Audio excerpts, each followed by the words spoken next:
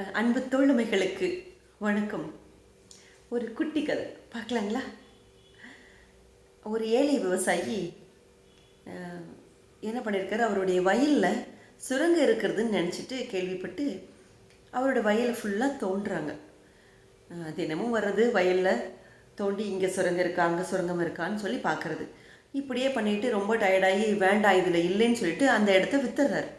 விற்றுட்டு வேறு 2-3 பக்கங்கள் இடம் வாங்கி அதில் பார்த்து அங்கே சுரங்கம் இருக்கான்னு தேடி பார்த்துட்டே இருக்கார்.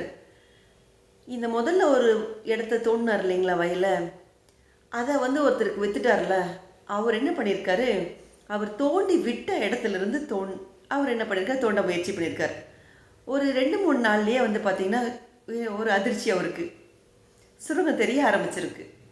அதாவது மெனக்கெட்டு கஷ்டப்பட்டு தோண்டி டயர்டாகி கிடைக்காது இனிமே அப்படின்னு சொல்லி அதை முழுமையாக அந்த விஷயத்தை செய்யாமல் விட்டுட்டு போனார் இல்லைங்களா, அவரை என்னன்னு சொல்கிறது, இப்படித்தாங்க. அதாவது செய்யணும்னு ஒரு விஷயத்தை ஆரம்பித்து அதை முழுமையாக முடிக்காமல் வெற்றி வரப்போகுதுன்னு தெரிஞ்சுக்காம அந்த இடத்துல பிரேக் பண்ணிவிட்டு போயிடுறாங்க. இப்போ நிறையா நடக்குது இல்லைங்களா.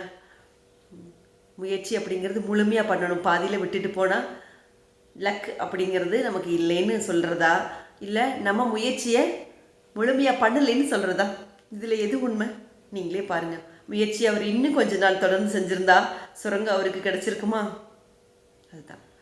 ஸோ அதனால் எந்த விஷயத்தை எடுத்தாலும் அதை முழுமையாக பண்ணணுங்கிறது தான் இதோட பொருள். சிவாய நம. திருச்சிற்றம்பலம்.